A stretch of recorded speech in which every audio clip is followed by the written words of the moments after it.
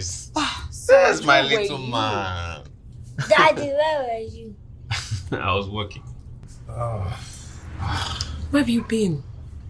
I don't understand. All night. I called you, I left you messages, I even waited up for you. And you're just getting back. I just want you know that when I go out chasing a deal, I usually stay till it's done. I know, but it's not fair to leave SJ and I alone all night. The boy is starting to ask questions. You know, I knew it. With all the questions he was asking and, where was I should help him with his homework, I know you put him up to it. I mean, I can't help that. I had to chase a deal that took me all the way to Ikorodu and then all the way back to Shango Tedo.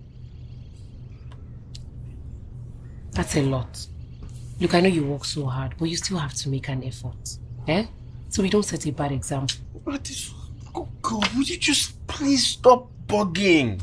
Am I not doing all of this stuff so that we can have a comfortable life? Soj, I know and I understand. Do you really? It looks like when I go out and I'm chasing money, you prefer that I'd rather stay here and depend on you so that you can lord it over me. That's not fair.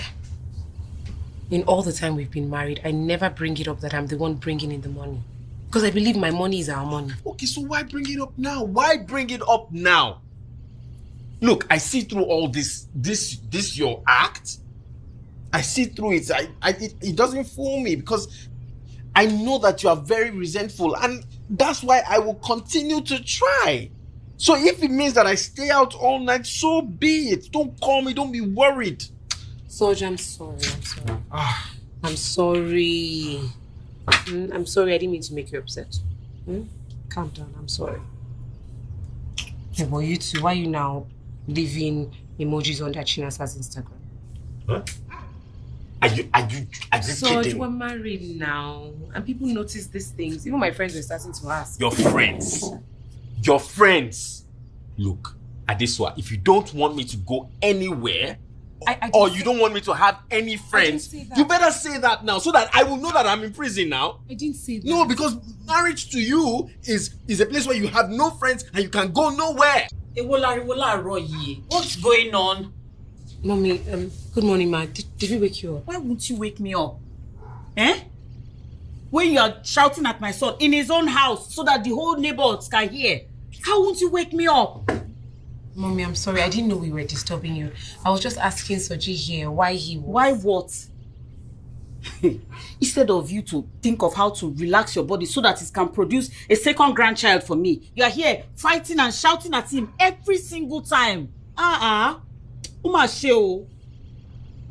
sorry, Mom. Sorry for yourself. See, I know what is your problem.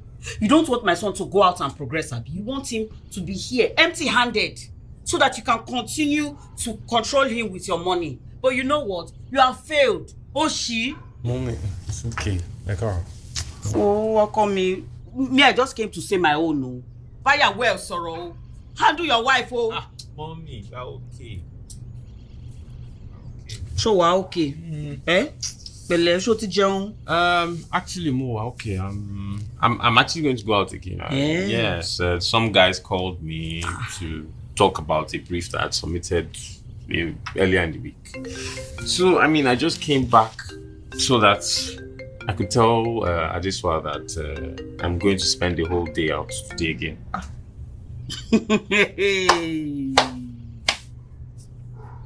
Say you, Malaysia. So you are taking permission from your wife to go out? Hey, Soji, Okorinye, you are the man of the house. Shebo shewe. Do you hear me? Do as you like. Mommy. Tori le gbe ni.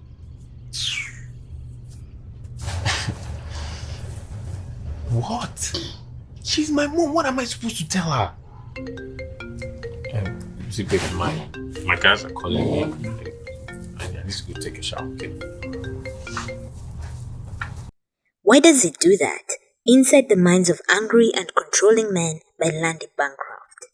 I recently reviewed The Smart Money Woman, a Nigerian TV show. The show follows 5 friends, one of whom I was concerningly, often regrettably hard on. Adesua is married to this leech of a man who recklessly spends her money with his boys and hookups, gets scary mad when he's called on it, and by the close of the series has run off with all her money, leaving her and their son with nothing. Spoiler, sorry. During my review, I ranted about how dumb she is, how spam makes you stupid, and more along that line. I knew her husband Soji was trash, but in my head, there's this expectation that women with money should just leave bad relationships. Like, what's keeping you there? I felt bad about being so hard on her, especially considering how scary, intimidating her husband sometimes got. A classic sign of abuse, which meant I was wrong, and I knew I was wrong in my criticism of her just because she's a rich woman. Even rich women are victims, and the problem remains abusive men. The problem remains patriarchy and all the ways it pervades our society. So I started reading Lundy Bancroft's Why Does It Do That? Inside the Minds of Angry and Controlling Men. And let's just say, I've been learning a lot. Beyond that, it's given me such compassion for women who get caught up in the grips of abusive men. If you're not able to read the book and want an in-depth investigation into what he says, I got you. It's no substitute for reading the book for many reasons, including the book has such great examples throughout, examples that I haven't been able to include. If you can, read it or get the audiobook. The plan was to put this out weeks ago, and then life happened to me. And shortly after that, we were knee-deep in a revolution that started with rejecting the Finance Bill 2024 in Kenya. After the protests started, I found myself wondering if this was the right time to put this out. For some reason, I felt like I should be focusing on pure political works. But then it turns out, men don't pose their violence against women because we're building a movement. Reports of women and children being brutalized by men continue to be reported daily. Plus, someone shared a reading list on the women of the Black Panther Party discussing the folly of ignoring the gender question and all that's attached to it, including patriarchy and misogyny. So here we are, right in the middle of this revolutionary period. We need to continue to speak out against all forms of abuse against women. They're not putting their abuse on break, and so neither can we go on break. So let's get started learning about abusers, and hopefully we'll learn something that'll help protect us and make us more understanding of abused women. Introduction. Here's some key things from Bancroft's introduction, just so we're on the same page. Abusers.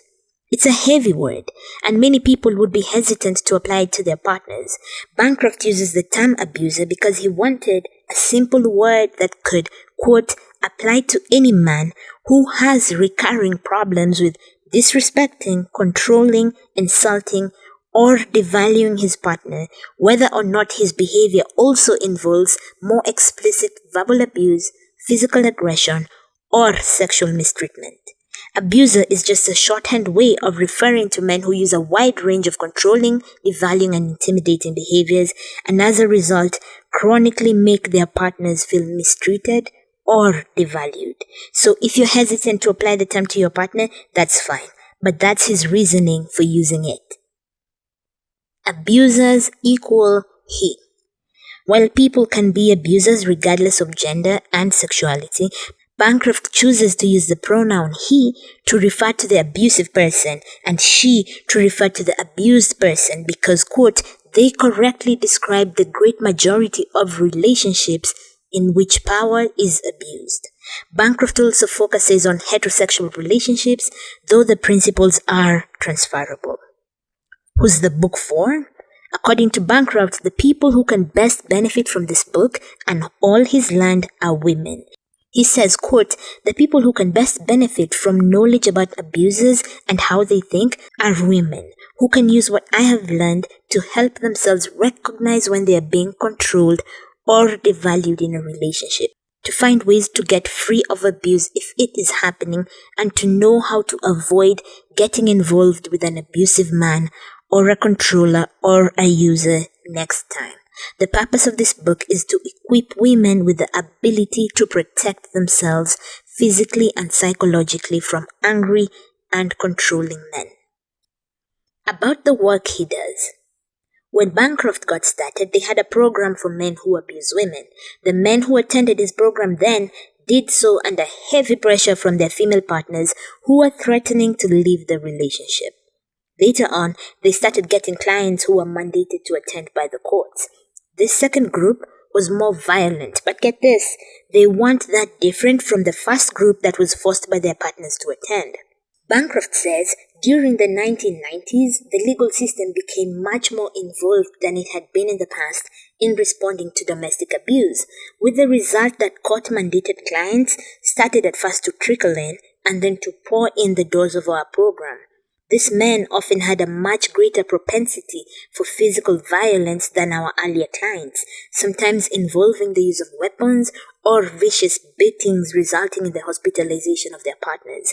Yet we observed that in other ways, these men were generally not significantly different from our verbally abusive clients.